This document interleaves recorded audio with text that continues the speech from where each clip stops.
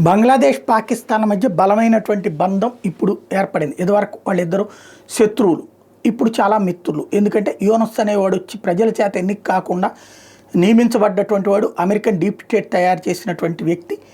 బంగ్లాదేశ్ని స్థావరంగా వాడతారా, పాకిస్తాన్ని స్థావరంగా వాడతారో చూడాలి. అందుకోసం వీళ్ళని ఇక్కడ ఎంకరేజ్ చేసుకొస్తూ వాళ్ళలో అస్థిరత సృష్టిస్తూ కథ నడిపిస్తోంది అమెరికా.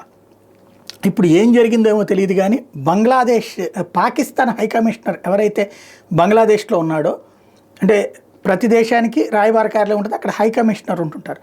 పాకిస్తాన్ హైకమిషనర్ ఎవరైతే బంగ్లాదేశ్లో ఉన్నటువంటి ఆయన అకస్మాత్తుగా ఇండెఫినెట్ లీవ్ చెప్పబెట్టకుండా లీవ్ పెట్టుకుని వెళ్ళిపోయాడు. ఎందుకని అంటే తాజాగా ఒక హోటల్లో ఒక అమ్మాయితో పట్టుబడ్డాడు ఆయన. ఈ విషయం ప్రపంచమంతా వెలుగు చూసింది. ఈ అమ్మాయి బంగ్లాదేశ్ అమ్మాయి.